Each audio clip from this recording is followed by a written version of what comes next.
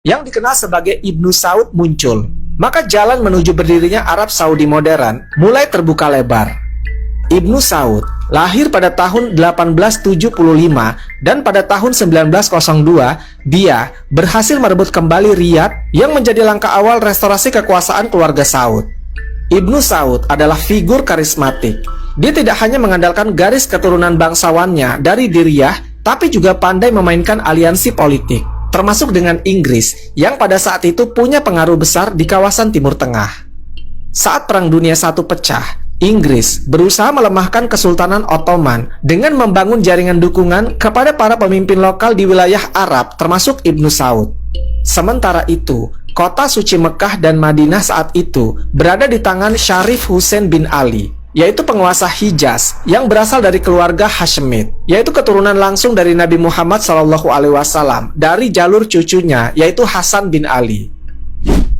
Jadi, kalau bicara soal siapa yang benar-benar keturunan Nabi, maka keluarga Syarif di Hijaz lah yang sebenarnya punya legitimasi dari sisi nasabnya. Tapi ironisnya, meskipun punya keturunan suci, Syarif Hussein kehilangan kekuasaannya.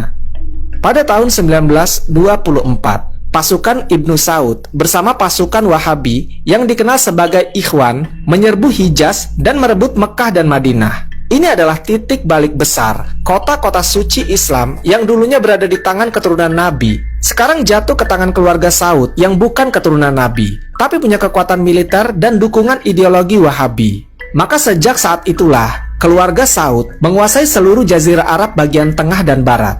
Dan pada tahun 1932, negara Arab Saudi resmi dideklarasikan, dinamai dari nama keluarga mereka sendiri.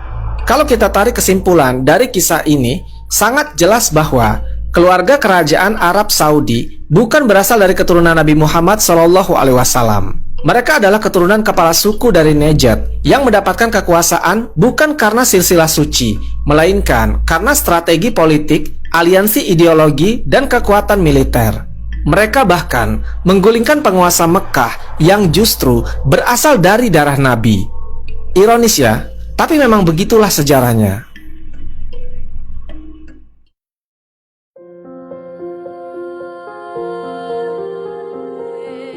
Setelah berhasil merebut wilayah Hijaz dari tangan keturunan Nabi, keluarga Saud menghadapi tantangan yang besar, yaitu bagaimana mereka bisa diterima secara luas sebagai penguasa atas dua kota suci Islam, yaitu Mekah dan Madinah. Padahal mereka bukan keturunan Nabi, dan bahkan baru saja menggulingkan penguasa yang jelas-jelas memiliki nasab langsung dari Nabi Muhammad SAW. Disinilah kecerdikan politik Ibnu Saud dan kekuatan ideologi Wahabisme memainkan perannya. Sejak awal, Wahabisme bukan sekedar aliran pemikiran keagamaan. Ia adalah ideologi politik yang dibungkus dengan semangat religiusitas tinggi. Muhammad bin Abdul Wahab yang memulainya pada abad ke-18 tidak hanya ingin memurnikan ajaran Islam dari segala bentuk tradisi lokal dan praktik yang dianggap syirik, tetapi juga membangun sistem sosial dan kekuasaan yang berdasarkan pemahaman tunggal atas teks suci. Dalam sistem ini, penguasa tidak perlu berasal dari keturunan Nabi. Yang paling penting adalah dia melindungi dan menyebarkan Islam secara murni.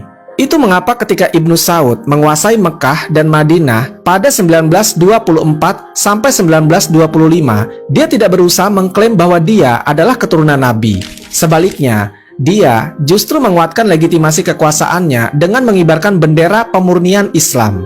Dia mengklaim bahwa kota-kota suci selama ini telah dikotori oleh ziarah berlebihan, pemujaan kuburan wali, dan tradisi sufi yang dianggap menyimpang oleh kaum Wahabi. Maka, pembersihan masjid-masjid dari makam dan tempat ziarah menjadi langkah simbolis sekaligus politis, yaitu untuk menunjukkan bahwa kekuasaan keluarga Saud telah sah karena mereka menegakkan Islam yang benar. Kalian mungkin berpikir, apakah rakyat menerima ini begitu saja? Jawabannya adalah tidak semuanya.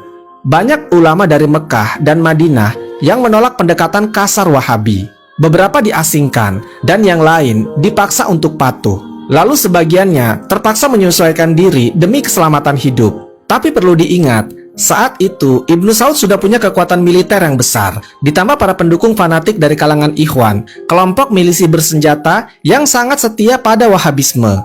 Yang menarik, pada saat yang